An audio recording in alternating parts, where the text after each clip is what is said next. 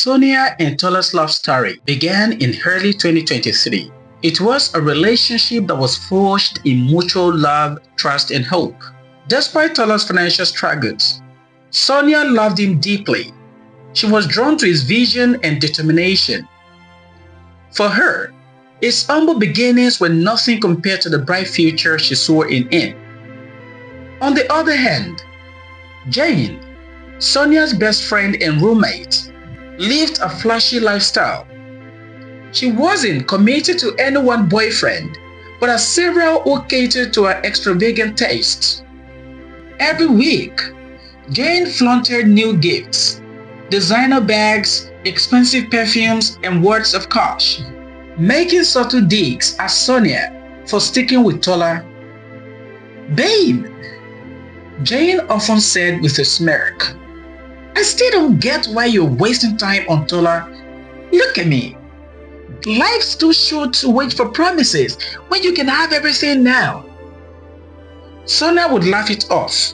"Tola might not have much now, but he's got a good heart. It's worth everything I could wait for." By December 2024, Tola and Sonia were gearing up to celebrate their one-year anniversary. Tola had been saving for months, determined to make the day special despite its limited resources. The evening started with a simple yet heartfelt dinner at a cozy restaurant.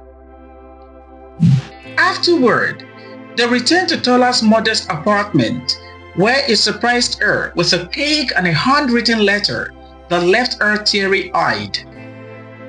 "Tola, this is beautiful," Sonia whispered, a voice trembling with emotion. "You have outdone yourself." "You deserve everything, Sonia," Tola replied, holding her hand. "One day, I'll give you the world. Just stay with me." When Sonia returned home the next morning, her heart was full, but her joy was short-lived. Jane burst into the room, flaunting a stack of crisp dollar bills, a bouquet of roses, and a new designer dress.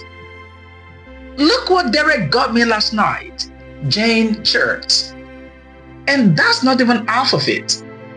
Men who know your worth will spend on you, babe." Sonia tried to shrug it off, but when Jane noticed she had come home empty-handed, the jabs began. "So, babe, tell me, what did your Tola get for your anniversary?" "Oh, wait, let me guess. A candlelit dinner and a love letter?" Jane said, laughing. Sonia didn't reply, but Jane's words stung. That night, she lay in bed, her mind clouded with doubt. Was Jane right? Was she settling for too little? The following day, Sonia called Tola and asked to meet. Sitting across from him in a small living room, she made a demand. "Tola, I need a new phone. The latest iPhone," she said bluntly. "And I also want new wigs and some extra cash." Tola frowned, taken aback. "Sonia, is your phone broken? Or do you need the money for something important, like a business idea?" "No," she replied, avoiding his gaze. "It's just that I want to keep up.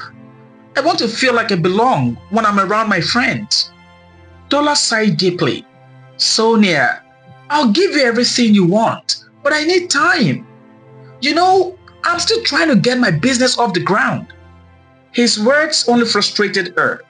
"Time? Tola, I've waited long enough." Without waiting for his response, she grabbed a bag and left, leaving him completely heartbroken. Days later, Sonia learned that Jane was hosting a lavish birthday party, something Jane had lied about earlier, claiming she would keep it low-key.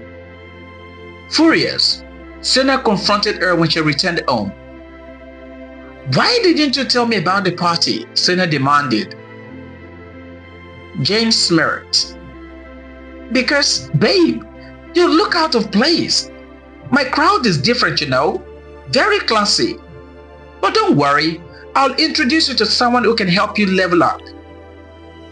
True to her word, Jane introduced Sonia to Marcus, a wealthy businessman with a penchant for spoiling women. The first outing left Sonia stunned. Marcus bought her the latest iPhone without batting an eye. When she returned home, Jane grinned.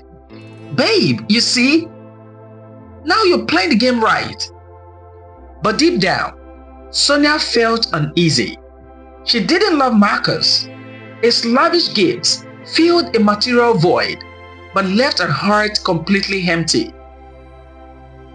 On December 31st, Tola called Sonia, asking to see her.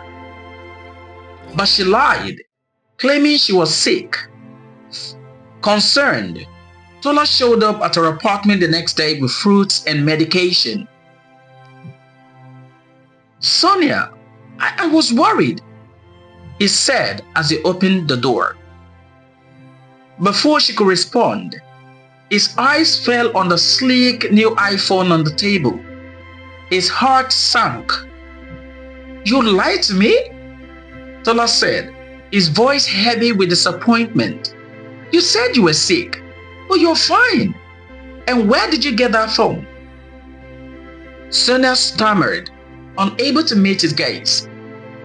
It's just a gift. Tola shook his head, placing the bag of fruits and medicine at her feet. I never thought you'd become someone who measures love by things, by material things.